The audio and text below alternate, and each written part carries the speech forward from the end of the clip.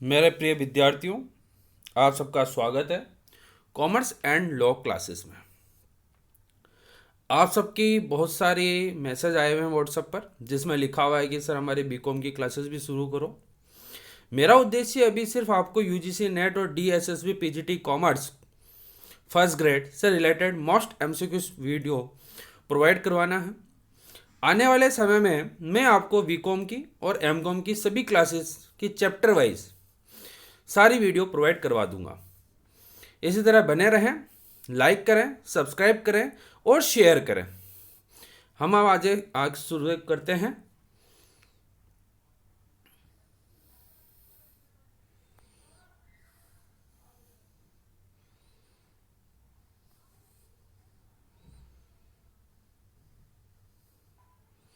Question number 1, अंतिम खातों की रचना का उद्देश्य निर्धारण करना है।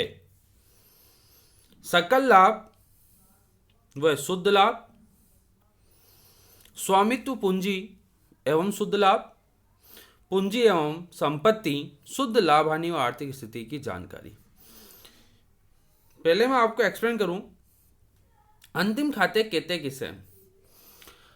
वह खाते जो वर्ष के अंत में व्यापार की आर्थिक स्थिति को जानने के लिए बनाए जाते हैं, उसे अंतिम खाते कहते हैं। तो एक बात तो स्पष्ट हो गई कि डेफिनेशन में वर्ष के अंत में आर्थिक स्थिति जानने के लिए जो बनाए जाते हैं उसे अंतिम खाते कहते हैं।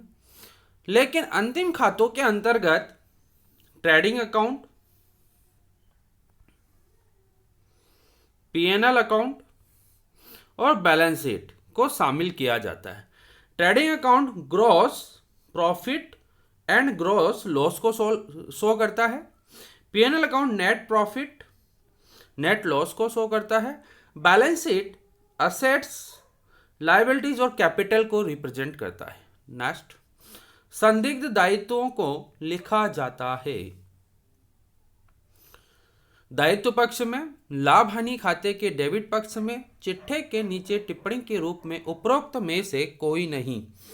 जैसा कि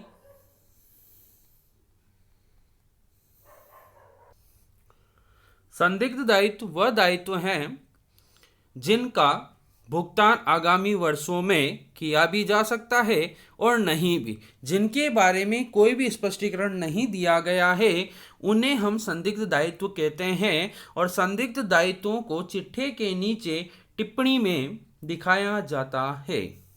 नेक्स्ट, प्रत्यक्ष व्ययों को लिखा जाता है। एक्सपेंसेस दो प्रकार के होते हैं, एक होता है डायरेक्ट एक्सपेंसेस और दूसरा होता है इनडायरेक्ट एक्सपेंसेस। डायरेक्ट एक्सपेंसेस का संबंध व्यापार खाते से और इनडायरेक्ट एक्सपेंसेस का संबंध लाभ हानि खाते से।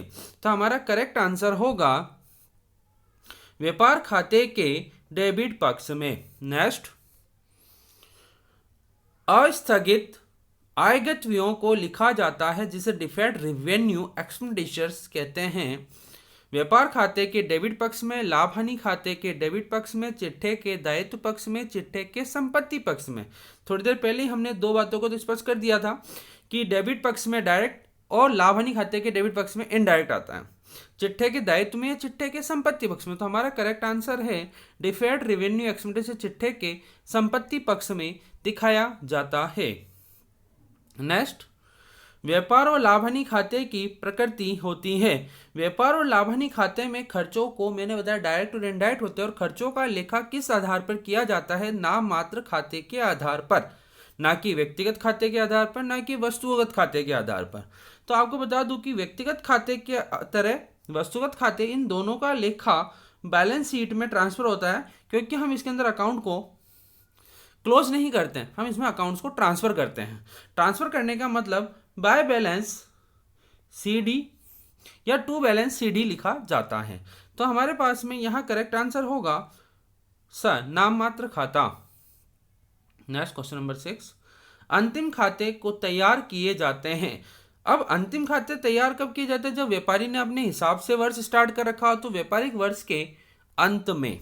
नेक्स्ट, 5,000 रुपये के भुगतान का एक वाद न्यायालय में विचाराधीन है और यह व्यापार के लिए होगा। अभी थोड़ी देर पहले हमने बात करी थी, ऐसा कोई दायित्व जो भविष्य में भुगतान किया जाएगा या नहीं, उसे हम संदिग्ध दायित्व कहेंगे। ये क्वेश्चन नंबर 7 मोस्ट एमसीक्यूज में है। माध्यमिक शिक्षा बोर्ड राजस्थान 1985 में पूछा गया था। इसका करेक्ट आंसर है संदिग्ध दायित्व। नेक्स्ट, पूंजी खाते शेष में जोड़ा जाता है। पूंजी खाते शेष इट मीन्स कैपिटल अकाउंट में किसे ऐड किया जाएगा? तो आपको एक बात बता दूं, सकल लाभ ट्रेडिंग अकाउंट की मद है, सकल हानि ट्रेडिंग अकाउंट की मद है। It means gross profit, gross loss हमेशा रिप्रेजेंट होता है ट्रेडिंग अकाउंट में। ड्राइंग हमेशा लेस होता है कैपिटल से और नेट प्रॉफिट ऐड होता है। तो हमारा करेक्ट आंसर होगा net profit. Next, direct expense it mean निम्न में से प्रत्यक्ष व्यय हैं। प्रत्यक्ष व्यय वह व्यय होते हैं जो व्यापार खाते के डेबिट पक्ष में दिखाए जाते हैं। सैलरी अकाउंट पीएनएल में रिप्रेजेंट होता है, ट्रेड एक्सपेंसेस पीएनएल में, ऑफिस एक्सपेंसेस पीएनएल में और गाड़ी भाड़ा कैरीज ट्रेडिंग अकाउंट में। तो करेक्ट आंसर है गाड़ी भाड़ा। नेक्स्ट, निम्न मदों में से कौन सी मद व्यापार का दायित्व है? आहरण, बैंक अधिविकर्ष, विनियोग, रहेतिया। करेक्ट आंसर है बैंक अधिविकर्ष। नेक्स्ट, चिट्ठे के दायित्व पक्ष में प्रारंभिक पूंजी शेष में से घटाया जाता है। सकल लाभ नहीं, आहरण बिल्कुल, शुद्ध लाभ ऐड होता है, सकल हानि नहीं। तो करेक्ट आंसर है हमारा आहरण। नेक्स्ट, वर्ष के अंत का रहेतिया तलपट में दिखाए जाने पर अंतिम खातों में दिखाया जाएगा। पॉइंट नंबर 1, तलपट में जिन मदों को दिखा दिया गया है वो अंतिम खातों में सिर्फ एक बार आती है और तलपट के अतिरिक्त दी गई सूचनाओं को, तलपट के बाहर दी गई सूचनाओं को कितनी बार दिखाया जाता है? 2 बार। तो हमारे यहाँ पर तलपट के अंदर ही क्लोजिंग स्टॉक को दिखा दिया गया है। तो सीधे मैं आपके आंसर की बात करूंगा चिट्ठे के संपत्ति पक्ष में।